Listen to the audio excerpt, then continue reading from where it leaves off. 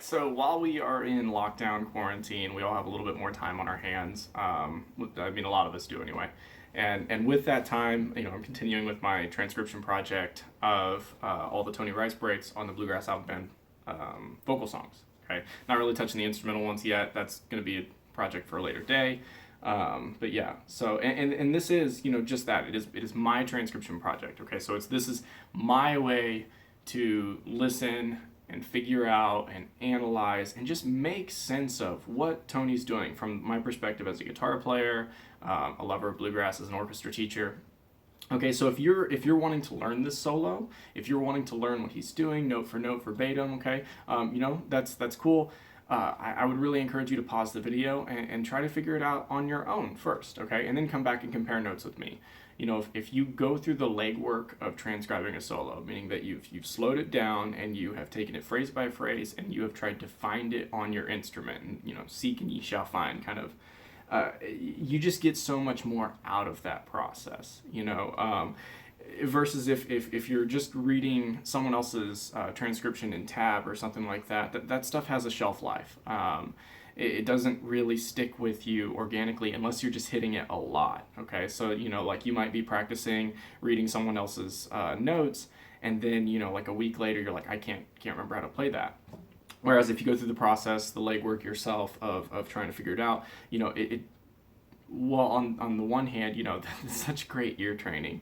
And then it just really tests your facility of the neck, how well do you really know the neck, and especially in a solo like this where it involves some upper position work and stuff like that as well. And then also, you just really get inside the head of whomever it is you're transcribing. And I think that, if you're trying to find specific licks that'll work really well or whatever, like that's there, that exists, but it's really more of like you kind of get to learn someone's language and just how they go about approaching a solo. And I think that's super beneficial. And I think a lot of that just organically will start coming out in your own playing, as opposed to if you're just trying to learn a lick verbatim. Okay, so like I said, the purpose of this video is not to teach you how to play it.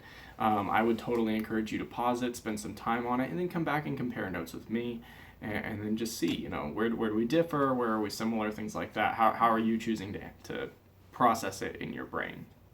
Okay, and again, like, transcription is such a great tool for all the reasons that I just mentioned too. As guitar players or musicians in general, we go through periods of growth, rapid growth, where we feel like, man, we're just getting so much better, we're acquiring new skills, we're learning new language. And then all of a sudden it just kind of levels off into a plateau, and man, you just have to just kind of grind. You're spinning your wheels, you're not making much progress. A lot of people call this a rut. And while you're there, gosh, we all try so many different things to get out of the rut. And I usually do one of three things, or a combination of three things, where I'll just analyze my practicing, like what needs to change in my practice routine.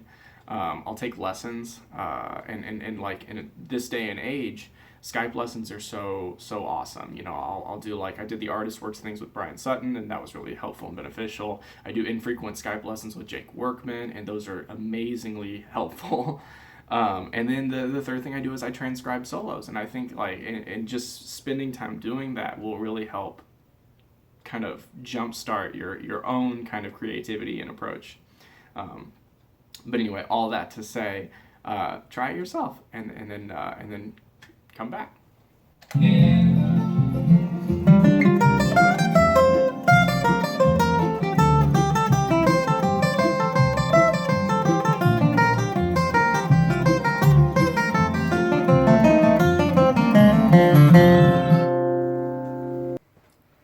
Alright, so their performance tempo is right around 116 for the half note, okay, so for the macro beat.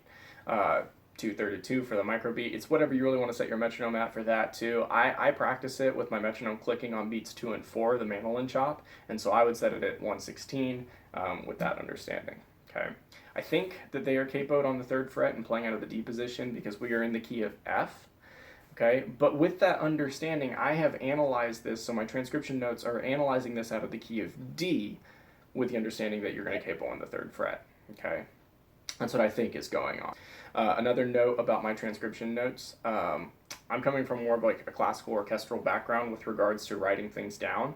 And so when you see a Roman numeral, I am not talking about chords. Okay. Instead, I'm talking about position markers. Okay. So Roman numeral 3, instead of being the third chord in D major, okay, the F sharp, instead it's talking about, you know, using you're up here with your first finger on the 3rd fret, if that makes sense. Okay. So you start this piece off in 7th position. So there's a big Roman numeral 7 that lets you know that your first finger finds that 7th fret as home base with regards to the capo. Okay.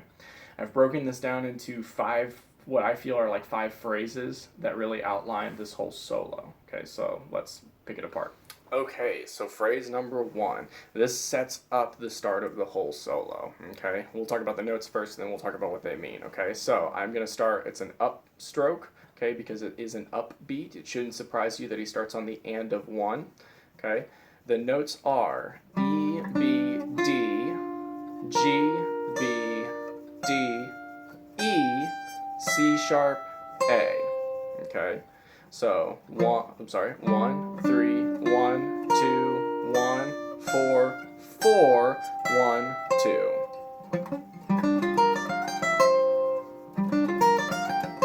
So this phrase starts actually almost an entire measure before the solo technically should start, okay? That melody note is that A that he's landing on, and he's choosing to get there by starting on the and of 1 on the previous measure. Okay?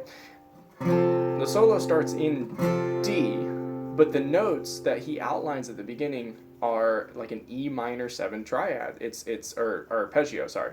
So it's got E, it has B, it has G, and it has D. Those don't really fit with a D major sound.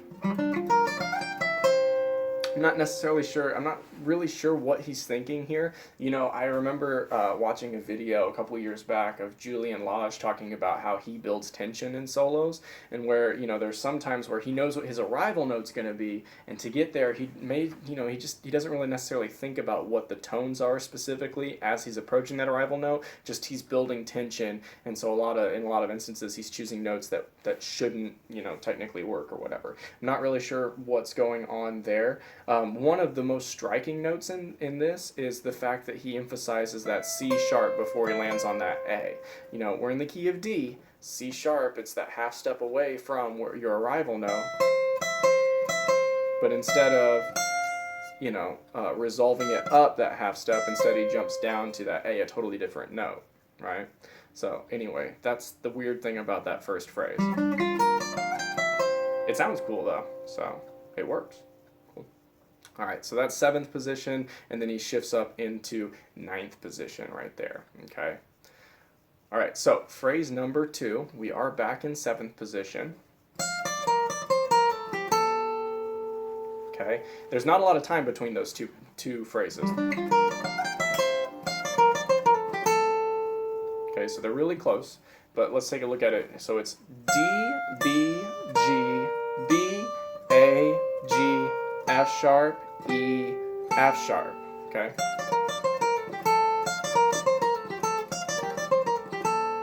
Okay, and again, we are in the key of, we're still over that D chord, right? But he's kind of outlining this G shape. It's kind of strange. He's adding a little bit of, you know, it's kind of like a suspension-ish sound on this, so.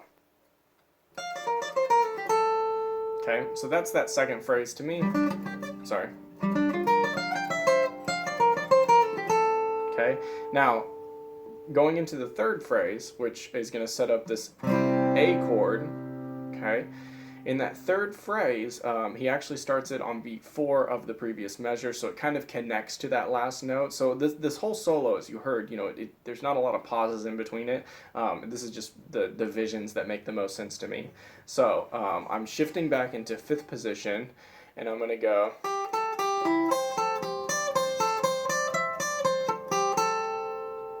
Okay, so E, F sharp, E, C sharp, A, F sharp, E, B, A, F sharp, A, B, C sharp, B, A, F sharp, E, F sharp.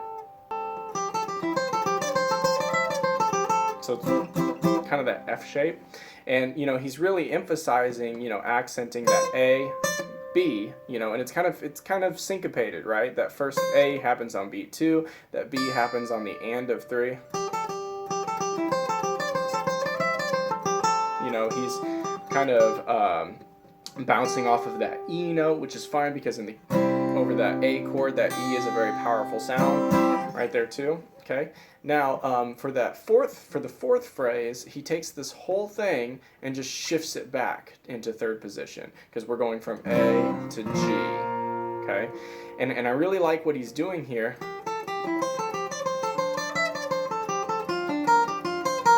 You know, he's taking that same kind of idea and he's repeating it on a different pitch level. And, you know, like when you're improvising, you know, that's why you hear jazz musicians all the time reference other songs when they're improvising. And it's a way to increase audience buy-in, because when the listener hears that, they're like, whoa, okay, I've heard that before. Like he was really intended to do that. He's not just playing random notes. Well, you can do kind of a similar thing by sequencing a pattern on a different pitch level, or playing the same idea over a different chord with, you know, adapting it to fit that chord, if that makes sense. And that's kind of what he's doing here. He's taking that pattern and he's doing it on this pitch level. Okay. So let's take a look at the fourth phrase over that G chord. So he's going D, B, G, E, D, A, G, E. Okay, for that. Okay, and then he's going to change the pattern. Okay, so let's do 3 in the first half of 4 first.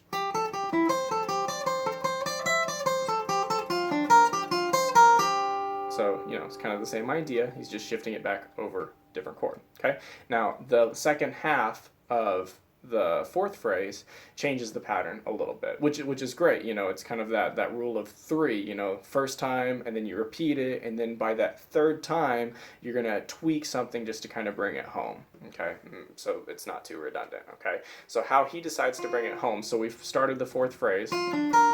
Sorry. Okay, then he's got his third finger on that closed note E. Now he's going to play an open E, D, A, G, and then watch what happens with my second finger. I'm going to go 2, 2. So I've slid it back. Okay.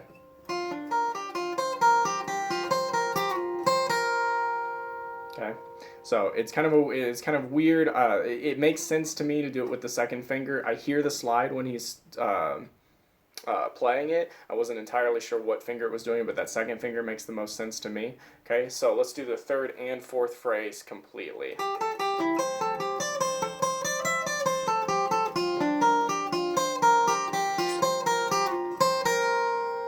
Okay. And then he's ready to end it. And how he ends it is to continue that D shape. Sorry.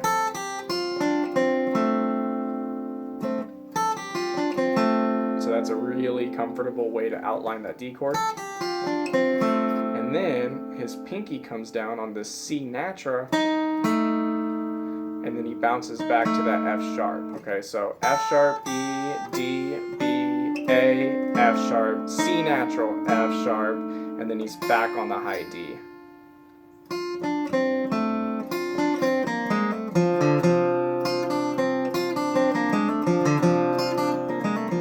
You know, it ends it out kind of following that kind of, you know, it does sound very bluesy and very Tony Rice-ish right there. Okay, so D, B, A, G, A, F natural, F sharp, D, B, D. You can do open B. Fourth finger B is kind of what I've been doing. So that whole fifth phrase. Okay.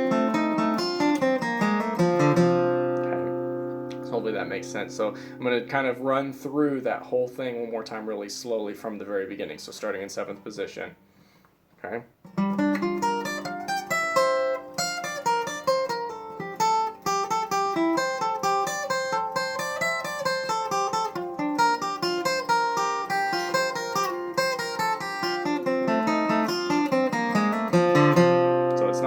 Solo, but it kind kind of keeps going. It doesn't really stop.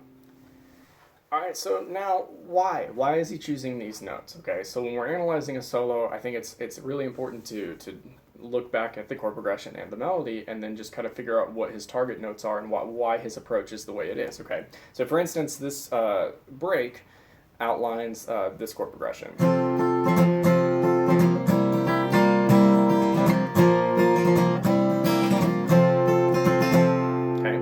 What I would feel like would be half of the verse, right? Something along the lines of, well, my only boss was the clock on the wall and my only friend never really was a friend at all. Okay? Alright, so the melody, okay, when I'm hearing this song, the melody has certain target notes, certain notes that should always be there, or more or less, like, should always be there, that really bring it out, okay? You can change a lot of notes, but if you change these notes, it really kind of doesn't work out quite the same, right? And to me, I'm hearing that opening phrase, only boss was a clock on the wall. I'm hearing this outlining this D arpeggio, so D and F sharp and an A, is emphasizing those notes. Okay, and then the next target note that I hear is an E. Only boss was a clock on the wall and my only friend. Okay, and then since that G and A chord happens so quickly, I feel like, you know, maybe those target notes don't have to be quite as strong. You can just really kind of outline the chord sound or sequence a melodic passage over them and then come back to that D. Okay, or really, like, so what I'm hearing is going to be kind of a B to C sharp to D kind of sound. So for instance, if I was going to try to take a break on this myself, I would maybe do something like this, okay?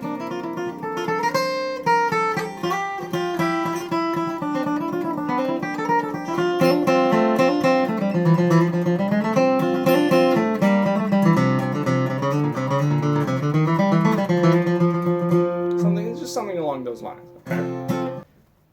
Okay. How he handles these target notes is so weird, okay? We've already talked about that opening phrase. You know, he's outlining that D minor 7. It doesn't really fit that chord progression or whatever. But, okay, let's talk about that D, F sharp, A, right? If that outlines the melody, doesn't really exist. Okay, he did land on the A. He did arrive at the A, okay, for like a beat and a half. And that is that first big apex target note. But the way he does it, it doesn't sound like the same A.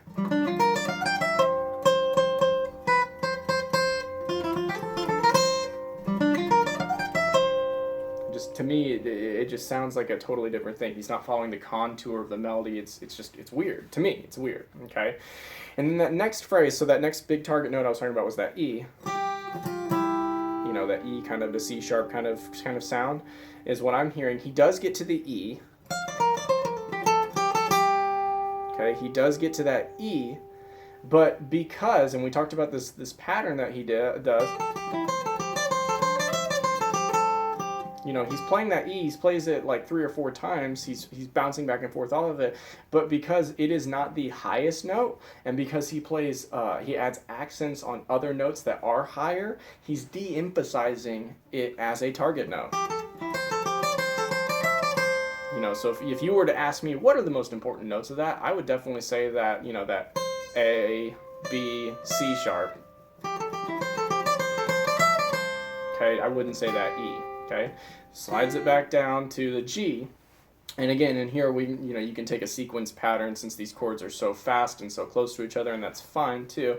And again, like I said, I like what he's done here with this, and I think that you know it's a really cool thing. But again, that B, C sharp, D kind of sound doesn't really happen.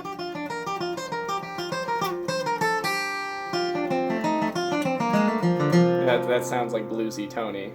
You know, it doesn't really sound like, you know, it's concluding a melody. It just sounds like he's, you know, just bringing it home to D, whatever, too. Okay, so that's kind of how I feel like, you know, his solo, you know, is loosely structured, and what's actually happening in the melody during that time. Okay, so as guitarists, as improvisers in bluegrass, you know, the importance of the melody cannot be overstated. You know, when you listen to any interview with any phenomenal improvisatory, like, based musician, And when the question comes up, what are you thinking about when you're improvising? 9 times out of 10, they're saying it's the melody. I'm trying to, reinforce the melody. I'm trying to emphasize the melody, embellish the melody and stuff. And then when you look at what Tony Rice has done, and in so many solos, his connection to the melodies is tenuous at best, right? It's barely there. In some cases, it's non-existent at all. He's just outlining chord shapes and changes like that too. But we rally behind Tony as like the gospel truth, we rally behind him going like, this is what needs to happen. But then at the same time, we say like, no, you need to be reinforcing the melody. And I think it's important to realize that there's a double standard that exists here. Okay, that there's one of these things is not like the other.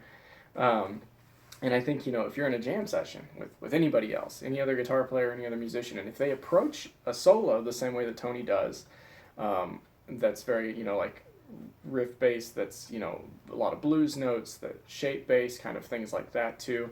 They the connection to target notes is almost non-existent or whatever. You'd look at them like a calf looking at a new gate, like, why are you're just shredding, you're just riffing, you're just shredding right now, like, what are you doing? That's not okay too. But again, when Tony does it, it's like, it's the gospel, it's amazing, stuff. And all that to say, like, I don't want to take anything away from Tony. This break on Age, it shouldn't work, but it does, and it's beautiful, and it's amazing. And there's so many recordings that way. There's so many breaks that he does in this project and his solo projects and stuff that are the same way. They're amazing. They shouldn't work, but they do. And Brian Sutton kind of reminded me, when I was, I don't want to put words in his mouth at all, but we were doing an Artist Works thing, and we were talking, this kind of came up, and he reminded me that, what Tony has done in this is he's kind of created or crafted a way to approach the guitar in the bluegrass idiom, right? He's created this lens that we can look through at bluegrass guitar, and he's pioneered kind of this method or this approach too.